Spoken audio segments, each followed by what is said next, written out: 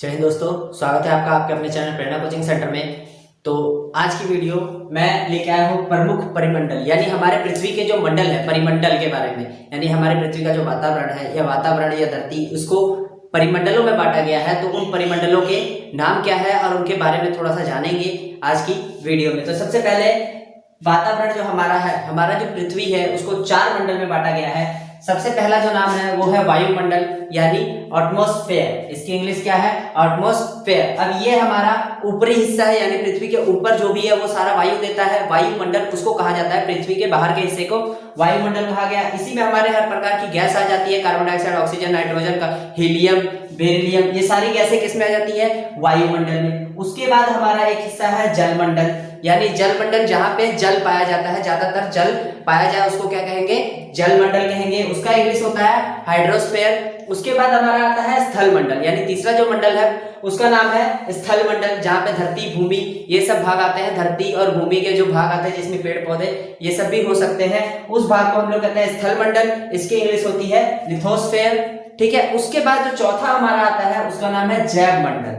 अब जैव मंडल में देख सकते हैं आप इस चित्र के मुताबिक, मैं ये पूरा सही से तो नहीं बना लेकिन जितना बना मैं उससे आपको ये समझा सकता हूं कि जब वायुमंडल यहां से यहां तक, मतलब इसमें हमारा ये जो हिस्सा है ये वायुमंडल का है, तो इस वाले हिस्से में वायु भी पाई गई, वायुमंडल की वायु आ गई।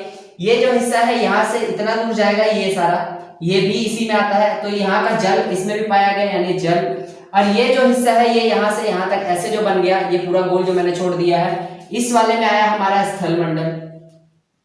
स्थल मंडल तो ये जो भाग है ये जैव मंडल यानी बायोस्फीयर, इसमें हमारी वायु भी मिलती है, जल भी मिलता है और स्थल भी मिलता है, इसलिए इसे जैव मंडल कहा जाता है। जैव मंडल का मतलब है जहां पे जीवन सफल हो सके उसे जैव मंडल के रूप में बताया गया है। तो जैव मंडल जो हम लोग रह रहे हैं वो हमारे लिए क्या है? जैव मंडल। ठीक है। तो ये 4 जो मंडल है इनके बारे में मैंने बताया। अब इन चारों को हम लोग अलग अलग करके पढ़ेंगे। तो सबसे पहले हम लोग पढ़ते हैं लिथोस्फीयर यानी स्थल मंडल के बारे में। स्थल मंडल के बारे में हम आपको बताने जा रहे हैं, तो चलिए चलते हैं। ठीक है। स्थल मंडल को लेके आगे चलते हैं और आगे बढ़ते हुए स्थल मंडल के बारे में और ज्यादा जानते हैं। ठीक है। तो अब हम लोग आ चुके हैं स्थल मंडल की ओर। तो स्थल मंडल के बारे में कुछ जान लेते हैं। स्थल मंडल हमारी पृथ्वी का, ठीक है, हमारे पृथ्वी का जो ठोस यानी मजबूत जो भाग है उसे हम लोग स्थल मंडल कहते हैं, क्योंकि स्थल मंडल में सबसे पहले बताया जाता है भूमि आ जाती है। भूमि यानी मजबूत हिस्सा, जो मजबूत हिस्सा होता है वो स्थल मंडल कहलाता है। और स्थल मंडल में हर प्रकार के पेड़ पौधे, भूमि, जीव जंतु ये सब पाए जाते हैं। यहाँ पे जीवन सफल है। स्थल में मृदा, मिट्टी के अपरदन के कारण स्थल मंडल कहा जाता है उसको। उसके बाद इसी स्थल मंडल को 2 बड़े बड़े भागों में बांटा गया है। एक आता है हमारा महाद्वीप जो कि भूमि का भाग है, यानी भूमि के भागों को महाद्वीप कहा गया है। हमारे 7 महाद्वीप है। ठीक है, ये हम जानते हैं, आप लोग भी जानते ही होंगे। 7 महाद्वीप अलग अलग है। तो सबसे पहला हमारा क्या है? महाद्वीप जो है वो हमारे भूमि का जो भाग होता है, भूमि वाले भाग यानी जहां पे सिर्फ मिट्टी, ये जो धरती है इसको ये पाया जाए, वो हमारा महाद्वीप कहलाएगा। उसके बाद जो दूसरा हमारा आता है वो महासागरीय बेसिन यानी जलमंडल, जहां पे जल ज्यादा उचित मात्रा में जल पाया जाता है। जैसे जल जहां ज्यादा पाया जाए उसे महासागरीय बेसिन कहा जाएगा। जैसे हिंद महासागर, प्रशांत महासागर, अंटार्कटिक महासागर, ये सारे क्या है? हमारे महासागरीय बेसिन में आता है। और महाद्वीप में आता जो है हमारा, वो कौन कौन सा आता है? एशिया, अफ्रीका, उत्तरी अमेरिका, दक्षिणी अमेरिका, अंटार्कटिका, ये सारे हमारे क्या है? महाद्वीप है। तो जो महाद्वीप यानी स्थलीय भाग यानी भूभाग, जो महाद्वीप है वो हमारे पृथ्वी का कितने परसेंट है? 29%, यानी 29% केवल पृथ्वी का जो है वो भूभाग है, स्थल मंडल का भूभाग है, जहां पे जीवन सफल हो सकता है। उसके बाद जो ये बचा बाकी 71%, ये हमारा क्या है?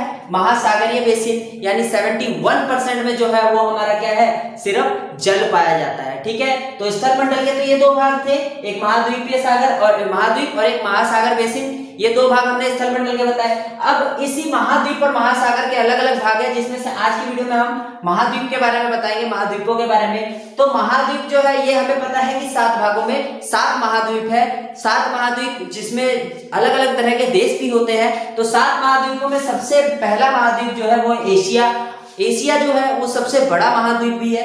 एशिया विश्व का सबसे बड़ा महाद्वीप है। दूसरा हमारा है अफ्रीका, ये दूसरा बड़ा महाद्वीप है अफ्रीका। उसके बाद आता है तीसरा यानी उत्तरी अमेरिका, ये तीसरा बड़ा महाद्वीप है। उसके बाद आता है दक्षिणी अमेरिका, ये चौथा बड़ा महाद्वीप है। अंटार्कटिका ये पांचवा बड़ा महाद्वीप है। यूरोप ये भी छठवां बड़ा महाद्वीप है। उसके बाद ऑस्ट्रेलिया जो कि सबसे छोटा महाद्वीप है, ऑस्ट्रेलिया। तो इन सब के बारे में हम लोग एक एक करके बताएंगे कि ये क्या है, कैसे है। एशिया, अफ्रीका, उत्तरी अमेरिका, दक्षिणी अमेरिका, अंटार्कटिका, यूरोप और ऑस्ट्रेलिया। तो इन सब के बारे में हम लोग अलग अलग करके बताते हैं आप लोगों को। तो सबसे पहले आ जाता है हमारा एशिया महाद्वीप। तो एशिया महाद्वीप विश्व का सबसे बड़ा महाद्वीप है, जो कि अपने महाद्वीपों के 100% में से, अब देखो जब मैंने स्थल मंडल के बारे में बताया, स्थल मंडल यानी स्थल का मतलब क्या हो गया, जो पूरा का पूरा स्थल मंडल है, ये सारा स्थल मंडल में महाद्वीप और महासागर, यानी ये अगर महाद्वीप है और बाकी सारा जो बचा वो महासागर है, यानी ये 29% है और ये हमारा 71% है। बट इसी में अगर हम सिर्फ महाद्वीप के बारे में जानते हैं, तो ये महाद्वीप को अगर हम लोग अलग करके यहाँ कर लेते हैं, यहाँ, तो अब ये अपने आप में कितने परसेंट हो गया, 100% हो गया। क्योंकि जैसे ये हमारी सौर मंडल का जो पृथ्वी है वो 0 कुछ परसेंट है, लेकिन जब हम सिर्फ पृथ्वी की बात करते हैं तो सिर्फ पृथ्वी पे ये बोलते हैं कि 100% में से 29% धरती है और 71% जल है। उसी प्रकार इसमें से हमने स्थल मंडल में से 71% जो भाग है उसको अगर अलग करेंगे तो वो भी 100% होगा, और जो 29% यानी महाद्वीप है इसको अलग करेंगे तो ये भी 100% होगा। तो इस 100% में से जो एशिया है वो 29.6% है। कितना, 29.6% बड़ा है, यानी सबसे बड़ा महाद्वीप कौन सा है, हमारा एशिया महाद्वीप है। यह महाद्वीप जो है उत्तर से होकर गुजरता है, यानी पृथ्वी का जो भाग है, एक मिनट में इसके बारे में सही से बताता हूं आप लोगों को, थोड़ा सा होल्ड करो।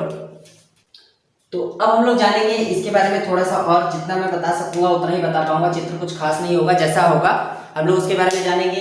तो अब हम लोग आ चुके हैं, जैसे कि ये मान लीजिए पृथ्वी है, वैसे पृथ्वी का ऊपर का हिस्सा मैंने गायब किया हुआ है, नीचे का हिस्सा गायब किया हुआ है, क्योंकि दिखना थोड़ा सही से चाहिए। तो जैसे कि मैंने बोला कि हमारा जो एशिया महाद्वीप है, पहला एशिया महाद्वीप, वो विश्व का सबसे बड़ा महाद्वीप है, और ये जो है 29.6% हमारे पृथ्वी का घेर रखा है, यानी पृथ्वी का जो महाद्वीपीय क्षेत्र है 29%, यानी उसको अगर हम लोग सिर्फ लेते हैं तो उस 100% में से 29 पॉइंट यानी 29.6% जो है वो किसका है, सिर्फ एशिया महाद्वीप का है। और एशिया महाद्वीप हमारे भूमध्य रेखा से, एशिया महाद्वीप हमारे उत्तरी गोलार्ध में स्थित है। जिस पिछली वीडियो में मैंने ये बताया था कि इधर का जो हिस्सा है वो पूरब है, इधर का हिस्सा जो है पश्चिम, उत्तर और नीचे जो है वो दक्षिण है। ये 4 भाग मैंने बताया था, जिसको अलग करता है कौन, भूमध्य रेखा यानी विषुवत रेखा, जिसको कहते हैं हम लोग विषुवत रेखा। ऊपर वाली रेखा को कर्क रेखा, नीचे वाले को मकर रेखा। उसके नीचे एक और आता है अटलांटिक और इधर आता है आर्कटिक। ठीक है, ये अलग अलग रेखाएं हैं। तो जो हमारा एशिया महाद्वीप है ये हमारे उत्तरी गोलार्ध में, विषुवत रेखा से ऊपर वाला हिस्सा उत्तरी गोलार्ध, नीचे वाला हिस्सा दक्षिणी गोलार्ध। तो ये जो हमारा है ये किधर है, उत्तरी गोलार्ध में, यानी इससे ऊपर की ओर स्थित है। एशिया जो महाद्वीप है वो विषुवत रेखा के ऊपर उत्तरी गोलार्ध में स्थित है, उत्तरी गोलार्ध में स्थित है। उसके बाद जो हमारा ये है, ये कर्क रेखा के बिल्कुल मध्य से होकर गुजरती है, यानी कर्क रेखा कौन सी है, ये वाली रेखा, इसके मध्य से जो है हमारा एशिया गुजरता है, यानी यहाँ तो आएगा ही आएगा।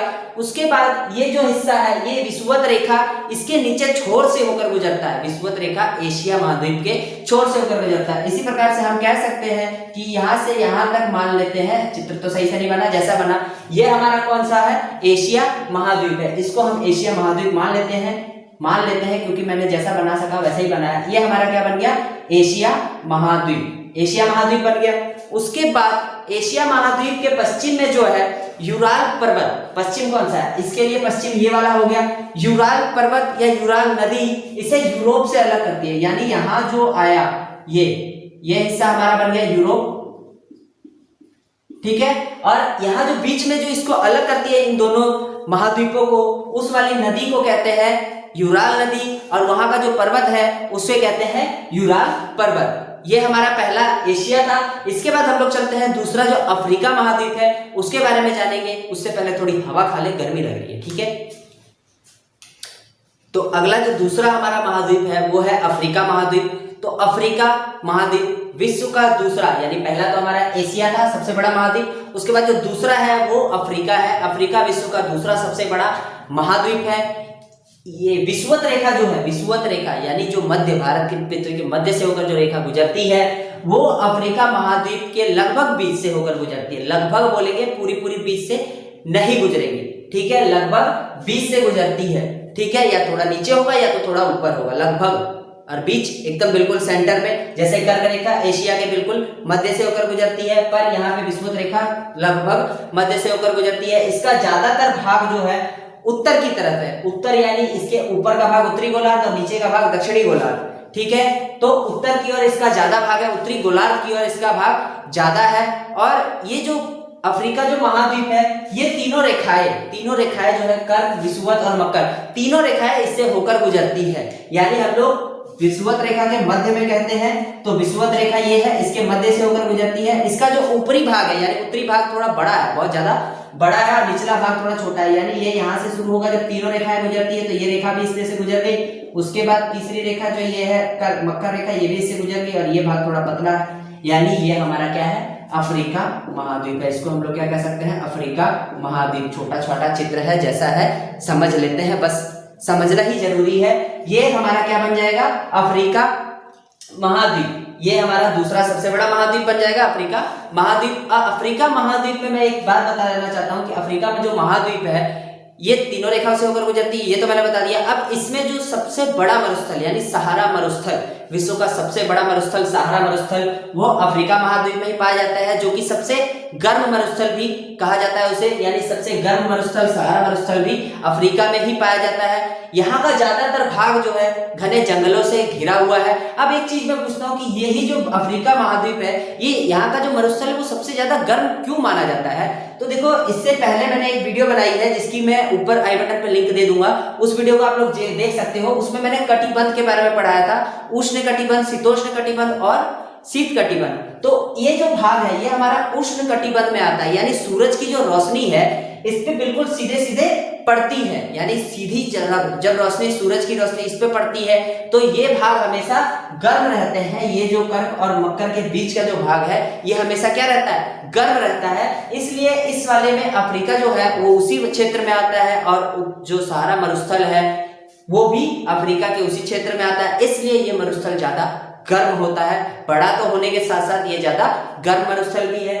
ये हमारा इसका सबसे बड़ा भाग जो है उत्तरी गोलार्ध में है, और निचले जो दक्षिणी गोलार्ध में ये थोड़ा कम भाग घेरता है। तो ये हमारा आ गया अफ्रीका महाद्वीप। इसके बाद हम लोग चलते हैं उत्तरी अमेरिका में। उत्तरी अमेरिका से नाम से ही हमें पता लगता है कि ये किस दिशा में होगा।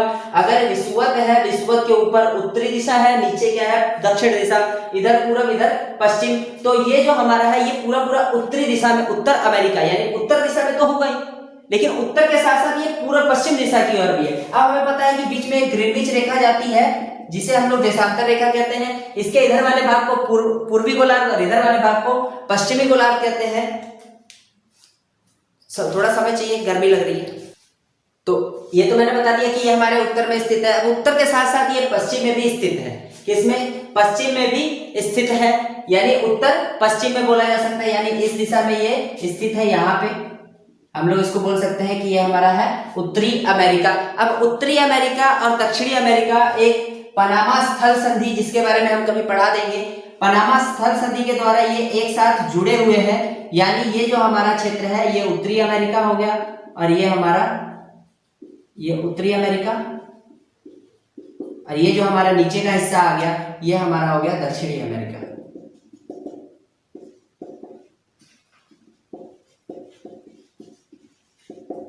ये हो गया उत्तरी अमेरिका और दक्षिणी अमेरिका, यानी दो भाग अलग अलग है। तो इसी के कारण पनामा स्थल संधि के कारण ये दोनों आपस में जुड़े हुए हैं। अब जो उत्तरी अमेरिका है, उत्तरी अमेरिका के बारे में हम लोग पढ़ा रहे हैं तो उसके बारे में जानेंगे। ये हमारा उत्तर और पश्चिम भाग में, यानी अगर ग्रीनविच रेखा से देखेंगे तो ये पश्चिमी गोलार्ध हो गया, अगर विषुवत रेखा देखेंगे तो ये उत्तरी गोलार्ध होगा। यानी उत्तरी गोलार्ध और पश्चिमी गोलार्ध में स्थित है उत्तरी अमेरिका। ठीक है, ये विश्व का तीसरा सबसे बड़ा महाद्वीप है, यानी तीसरा विश्व का सबसे बड़ा, पहला एशिया, दूसरा अफ्रीका, तीसरा उत्तरी अमेरिका, जो कि सबसे बड़ा महाद्वीप है। तो इसके बारे में बस इतना ही। उसके बाद जो चौथा है हमारा दक्षिणी अमेरिका, इसके बारे में हम लोग कल बताएंगे, ठीक है।